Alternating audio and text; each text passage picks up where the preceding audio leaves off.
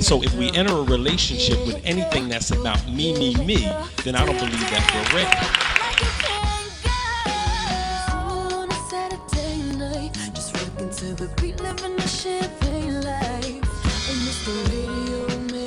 Hey, welcome to Single on a Saturday night, right here at TGI Fridays, 4000 City Ave. And we're going to get right into the topic. We're enjoying everybody, but the topic for today is, would you date a married couple? And we have Sandra B. Swangin, author extraordinaire. Tell us about the book you wrote, even though it has nothing to do with the topic, but tell us about the book you wrote. Well, it has to do a little bit about the topic that the young lady talked about. My book is, let me just say this, available everywhere and in bookstores.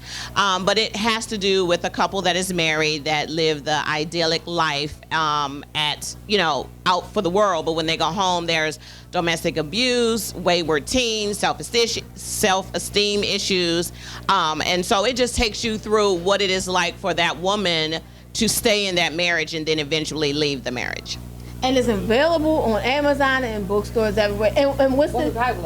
The title is Let Me Just Say This. Because, when we're done, it's like, let me just say this. And by B. Swangin Webster. And yes, and let me just clarify, it is a family name, so don't clown. Yes, that is her. B. Swangin. Although it seemed like we're talking about swinging. When I first heard the name B. Swangin, I was like, oh, she cute. She's saying B. Swangin, Sandra B. Swangin. That's what I really thought it was. Right. Until I had a conversation and found out that's your name. Okay. Yeah. See, don't judge. So sometimes we grow into our names. We do. B. Swangin. Like, Danyl, answerable only to God. You grow into it. All right, so tell us about, now we had Shelina last week, and your dynamic is different than hers. So tell us your story and how you're dating, because you're not the wife. You are the girlfriend. I'm the partner. So I am Sandra B. Swangin. I'm from Maryland, and what it is I came into a marriage. I am the girlfriend. I live with my partner and his wife. We will celebrate 5 years on December 5th. We have lived together for 4 years. It is not a freak fest.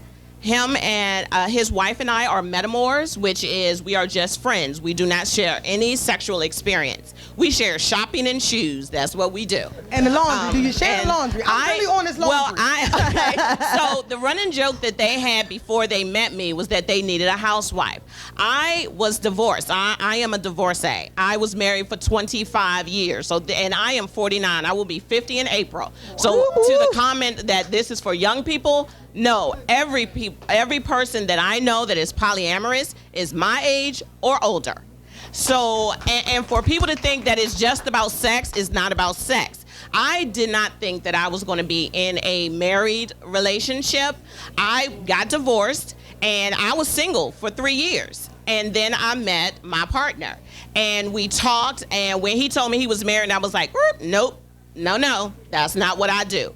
And we developed a friendship first. And then after the friendship, I was feeling a little horny. I thought it was just going to be sex for one night, get it in, get it out, be done. But there was something more, because we had been friends for about a year. And then when he said, well, you want to meet my wife? I was like, okay, I'm going to call your bluff. Because I'm thinking, ain't no wife going to go for this. So I called his bluff. And then we had a date. And the night of, he did tell me, he said, well, my wife is sick. And I was like, whoop, here we go. I'm not going to meet the wife. He's just cheating. And I ended up, because I work in the school system, and I ended up being late for the date. And when I got there, his wife was actually there. His wife and I spoke the entire time. It was like he was not even there. We became best friends at that very moment. And from that moment, people have thought, oh my God, you're dating a married man and you're friends with his wife. Now, here's the funny thing. As long as my girlfriends thought I was cheating, they were fine with it, because that's what America thinks. America thinks, okay, well, she's sleeping with a married man. I'm fine with that. But when the moment I said him and his wife are friends, me and his wife are friends, I can't talk to you. Well, why? Because I know her? Because you won't be trying to sleep with my husband, because obviously that's what you run around doing. Trust me. Let me just say this. See, this is where that book title come from. I have a partner and I have another boyfriend. If I wanted your man, it's not me you need to worry about, it's your man you need to worry about. Woo! I'm just saying, no, you said You said you don't understand why the women all of a sudden condemn the relationship. Right. I'm only giving you the reason. Right, and that's what I told them. Condemn the relationship. Exactly, and that's what I told them all the time. You know, you don't have a contract with that man. If you decide that you want to sleep with a married man, that married man ain't your problem. You know, around here, everybody want to have a Jesus show and tell you about, oh, well, you know, what about your morals and values and what you owe this woman? I don't owe her nothing. Right. Wow. He the one that made vows to her. He the one that made promises to her. He the one that stood up before God. I'm just, you know, getting my stuff off. Right. So, but wait a minute, maybe I missed it. So you saying the only sexual experience you have is just with him? Okay, so my sexual experience, you mean with the couple? With the couple. Yes, so. it's just him. And I do have another partner. So he's my primary partner. I do have another guy partner. And my partner, we've been on vacation together. And no, I'm not sleeping with both of them at the same time. That's not what I'm doing.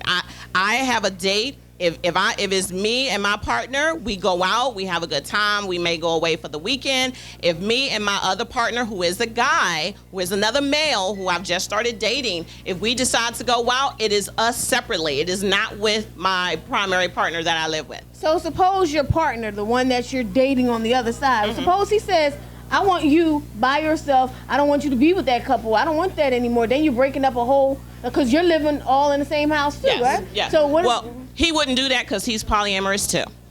Oh wow. Woo. Okay, we're in a whole.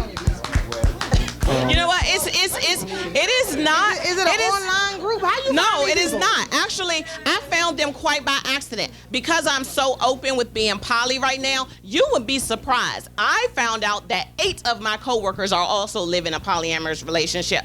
Only until I came out to say that I was poly and I put it on my Facebook page and my Instagram page did they feel comfortable enough telling me that they were also polyamorous. But if you look around real close, probably your neighbors may be in a polyamorous relationship. Look at your best friends or your friends that may have that one friend that's always with them.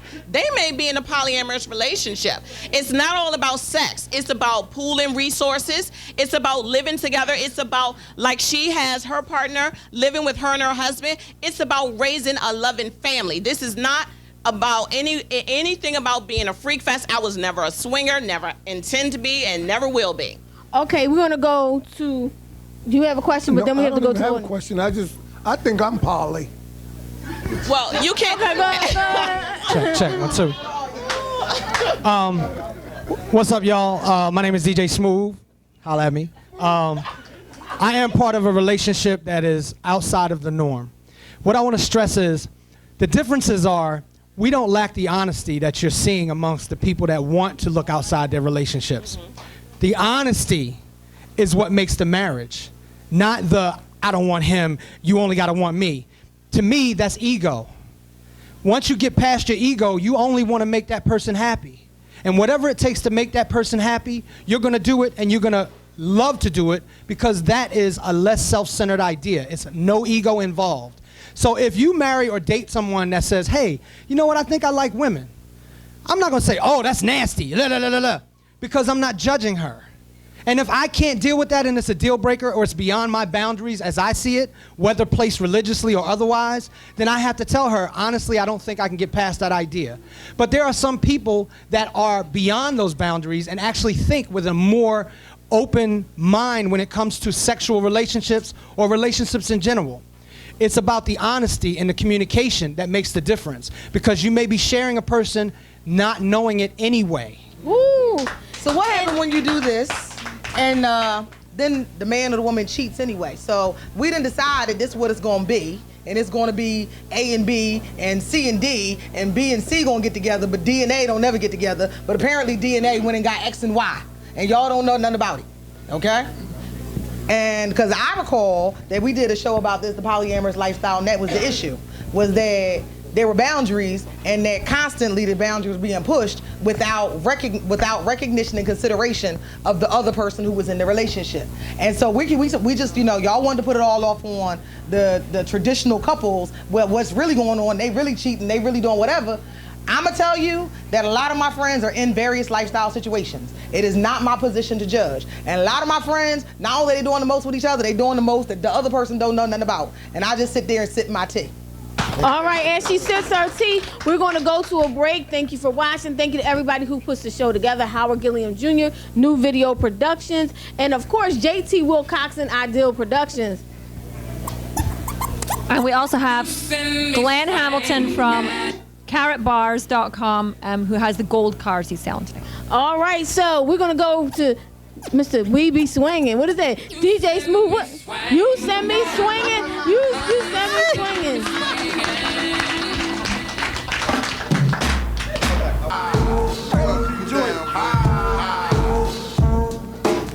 Whoa, it's a talk show. It's a day party. It's a talk show with a twist. It's Single on a Saturday night. Welcome back. We are talking about would you date a married couple, but I also have to shout out Carrot Bars International. That's ghamiltongold.com. If you want to save in a different way, not saving money, but saving gold, ghamiltongold.com. Anyway, we were talking, and I think I want to go to David, and then to David. Okay, I'm David all out. David and David. The Davids. So I just have to say this in connection to this particular topic as well as last episode. So I'm Dr. Dave, the soulmate specialist, and my particular message is very much so about forsaking all others for not just the one that you've chosen, but the one that you have given up your free will and God has chosen for you. So that's a very specific message, but I find this very interesting. So earlier you said within the polyamorous type of situation, you said that you wouldn't put it on age. So also as a doctor of clinical psychology, my question would be this. So in my experience working with a lot of clients who are in various different lifestyle choices, one of the things that I've noticed, and the reason why I said under 30 is because that's when it's more about passion and lust and sexual in nature. And I'm hearing a lot of things about love and commitment and other, things that are more grown and mature, which makes sense. But my question, I guess, would be, wouldn't there be a tie-in kind of to the spirituality, like in my message about soulmates, where there's a loss of faith in later on in age, a loss in faith in maybe relationships or in a significant other that you could have just for yourself, either because you've been cheated on or your marriage didn't work out, or this happened or that happened or the other happened, and now you're kind of afraid to have your own relationship, and that fear is driving you to get the security that comes from dating in a polyamorous type of situation. Couldn't that be psychologically / spiritually the case? No. Because not at all. No, because I was married for 25 years. I had 5 children by my husband. And I thought that was forever, and it was going to last forever, and nothing was going to, happen. I was going to die being married. When he decided to cheat, emphasis, he decided to cheat, I gave him an out, and I said, you know what? In my mind, I've always been polyamorous because I was never the jealous type. When I found out that he had cheated on me the first time, I was like, okay, you don't have to sneak around. Just let me know what you're doing in case our kids see you. He decided he couldn't be honest. When I caught him the second time, he could not be honest. The third time, now most women would have said, oh, I would have left him after the first time, but I decided, I took vows, and this is what I was going to do. I was going to stick this marriage out. Only when he decided on the 6th time of cheating that he just refused to be honest did I say, I had enough of this. When we got divorced, it was never my intention to be in a polyamorous relationship. But I found love like I had for my husband early in our marriage. So I have 5 kids. Would you tell me to choose one of my 5 kids to love more than the other? No. I love all of my kids equally. Do one get more than the other? Sure. But they don't get the decrease in love just because there's 5 of them. I have 9 grandchildren. I don't love my first grandchild more than I love my twin grandbabies. So why should I have to choose my choice only, that spiritually, emotionally, physically, that I am going to love a man who already has a partner? Him and his wife love each other unconditionally. I see that every day. But he and I love each other unconditionally. He loves my children. My oldest is 31. My youngest is 24. They know him as a father figure in their lives. He helped them move when their real father would not. Their father is still in their lives, but he has stepped up and become an additional father. 2 of my children live with the 3 of us. they understand that it is a loving relationship. I had planned on telling them probably 2 years ago that I was living in a polyamorous relationship, but they found out, and they were more upset that I had not told them when I first started dating him than me being polyamorous. So it's never been an issue on me being in this relationship. What I wanted to say was, I'm glad we're having this topic, and what it comes down to, we're really talking about ships. What type of ship are you in? Are you in a partnership, a relationship, or a situationship? And what I found is when we expose what's going on now in society, when we're talking about this particular topic, people are starting to define what they have with somebody very different than what the standard norm is. Like, everybody been taught this is the standard relationship. What I find more now, I find more situationships where people saying, it's not going to be this way. We're going to structure ours this way. You can date who you want. I'll date who I want. We're married, unmarried. It's about ships, and ships for people sail different ways. And some ships are docked into what is called tradition. So as we exploring this topic, ask yourself truly, are you in a relationship with somebody, a partnership, a friendship, or a situationship? If I explore it truly, like if I love God, but if I really look deep down inside, honestly, I have never found this far-fetched. That's why I don't mind talking about it, even though I want to honor God, but deep down inside, I would not mind. I don't want to date another woman, but I sure wouldn't mind dating another man while I'm with someone else, because I miss the relationships of other people. Even though I'm in a relationship and I love this person, but sometimes I'll be missing this one, that one, the other one, because I miss the connection that we had. And it's not like, I'm being honest. It's like, why can't we be honest that sometimes you want more than one person? Sometimes you can get the best of two people, the best of one person and a whole bunch of different people. Isn't that right? Imagine walking up to I've been on Build a Man for at least 10 years. So, I got a wife, a side joint, the other joint, because I don't have sex with them women, but it take a lot to put all this together. Okay, I ran in here today struggling. Right. Somebody had to get my tire, and that's what you do. But that's what you do. Okay. And I think that's what we do in all of our relationships, not just our male-female ones, not just our sexual ones. All right, go here, then here, and then back in the back. I'm just gonna say, I agree with David. You have to figure out for yourself what kind of situation you are in. And like it says, to thyself be true. It's not about you. How you honor God is how you and your partner decides to honor God.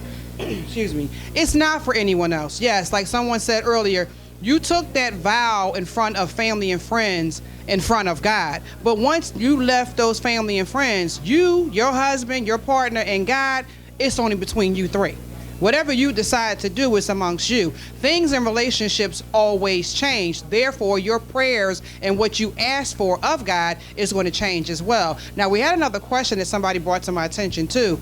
Somebody would address diseases, sexual diseases. Exactly, good one. But we're gonna go to a break, and that's a good thing. Diseases are what we're gonna do about all those diseases anyway. Let's go to a break. Single on a Saturday Night, Howard Gilliam Jr.'s new video production, JT McCoughlin, and we're gonna go to DJ Smooth. Hot sex on a platter. Hot sex on a platter. Hot sex on a platter. Hot sex, hot platter. Welcome back to Single on a Saturday Night right here at TGI Fridays. The topic is, would you date a married couple? But we're going to go and answer the question about diseases and things like that. Go ahead. Well, in the polyamorous relationship, we took precautions when we first got together.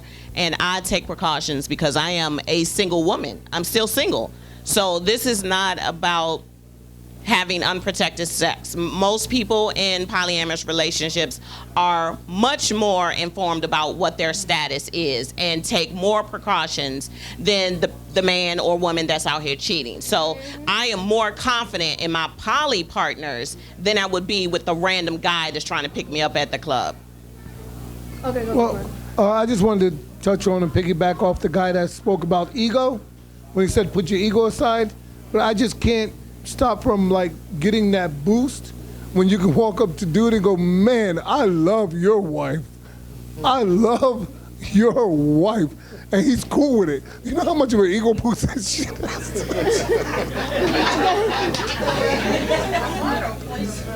Boop, boop, boop. Okay, so let me say, again, I hate to, but I have to do it.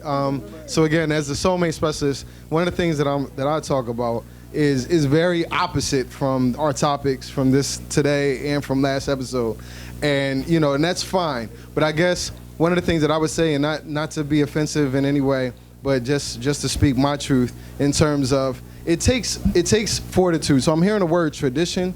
The traditional setup is not just the setup that it is off of tradition. It's based off of design. It's based off of design spiritually, mentally, emotionally, and physically, or what I call the 4 pillars. And to walk that path, it takes a fortitude that not everybody has. So I say like Jay-Z, it ain't for everybody. Now, just like the polyamorous thing ain't for everybody, the soulmate path ain't for everybody either. It's really, but the difference, if I had to say what the distinguishing factor is, and again, not to be offensive in any way, but I see other alternative lifestyle choices as cop-outs. Why? Because the level of fortitude that it takes spiritually, mentally, emotionally, and physically to be not only committed to one person, but to be committed to God, who most people don't believe in. It takes a lot of faith to believe in somebody that you've never seen or met. And all of that takes a level of fortitude that most people do not have internally or outwardly to be able to walk. So it's a very different path, and that's BS. That's the interesting thing BS. that I would say in the That's BS. That's BS. Are you married? No, I'm not married. You have no idea what marriage is.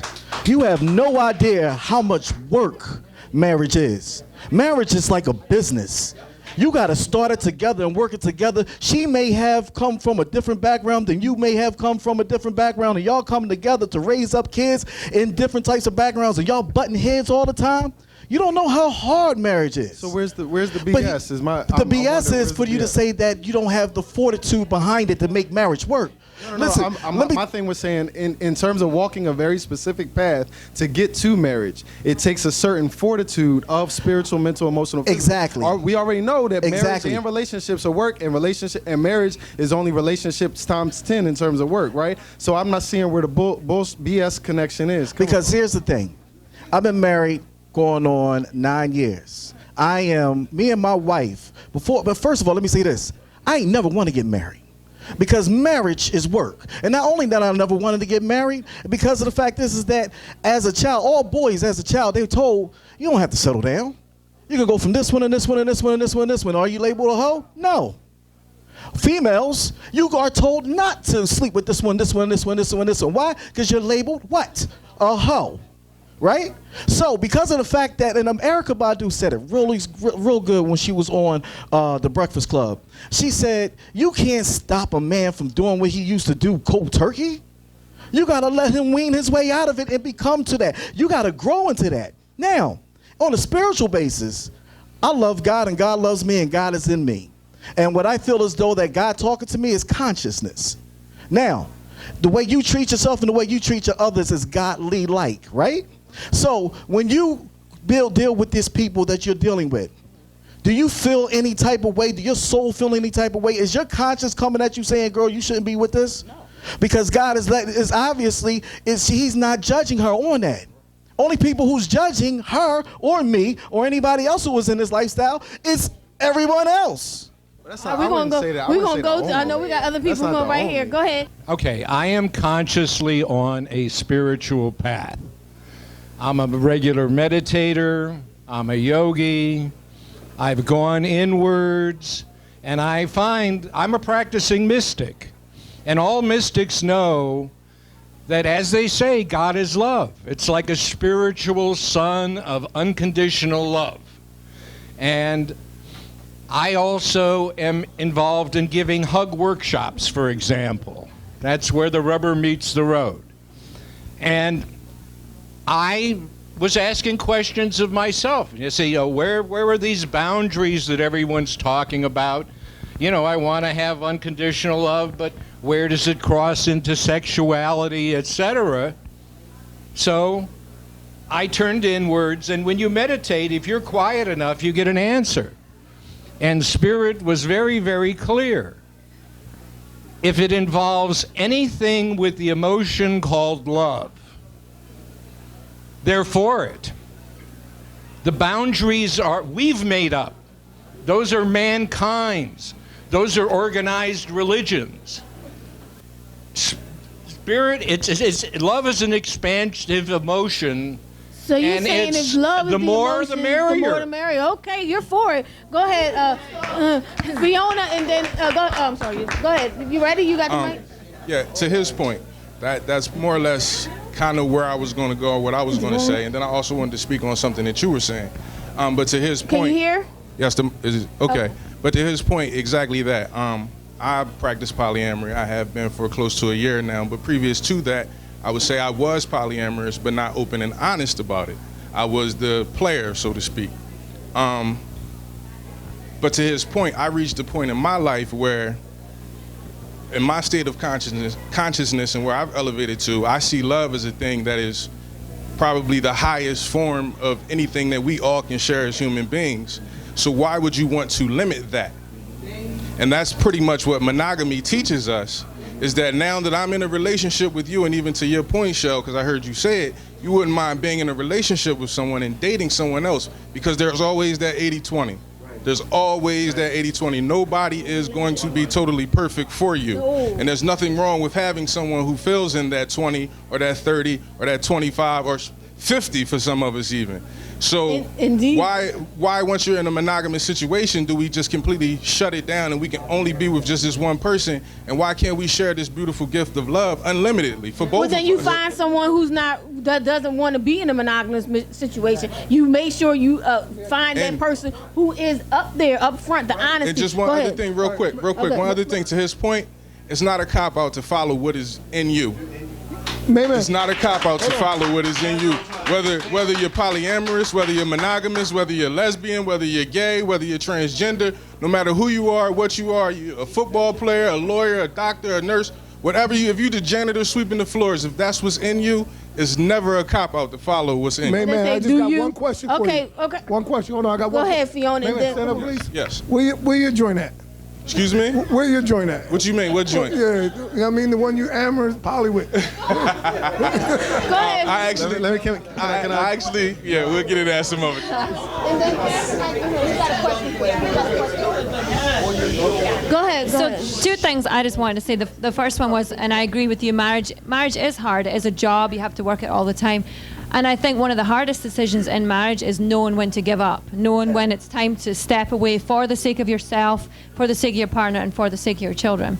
But the other thing, I was curious about, how does it work financially? So you're living in this house with this couple, presumably their mortgage, like you're paying into their bills or whatever. Like, what do you get out of it in the end, for your retirement, that kind of thing? Like, I want to be stable. Okay, so I still work, and we built a home together. So they were living in a home, and when I moved in, his wife said, we need a bigger house. She went out, she found a builder, and the three of us designed the house that we now are in. So, and it is just like having three incomes. He pays all the bills. We are like any women. We can go shopping whenever we want to. Okay, not whenever we want to, because he'll say, no, we can't go. But it is always that if there is a need, because I was single, if there is a need, he pays what I need him to pay. But it's not necessary. I am still very financially independent. I have my own retirement. I have my own 401k. I have all of that on my own. It's not tied to him because I'm not legally married to him. But we always look for ways on how we can still be joined together. He is named as my beneficiary on my insurance policy with my children because that is who I am. I'm in a committed relationship. I might not be married to him, but in for my spirit and in my heart, this is my husband, although I'm not on a marriage certificate with him. Please let us hear from him. But what if you... Let us hear from him, please. Right, but what if you leave, who gets the house? And then we want to hear from him. If I decide to leave, then they would keep the house. We would pay out, you divvy it up, whatever the shares are, you divide it three ways, and whatever the third is, I would get that and I would move on. Can we hear from him, please? I want to hear from the man. Oh, I would. I don't know about anybody else, but I've been waiting to I hear think from they you. got mad respect for you. I think somebody. I didn't really. Oh, I'm sorry. I didn't introduce D? No. I'm sorry. This is my wife, D. But that's. But I understand I do that all the time with both of them, so ain't no thing. I wanted to ask, since we have an expert on hand, I wanted to ask this simple question. Is it unusual for a person who is in a committed relationship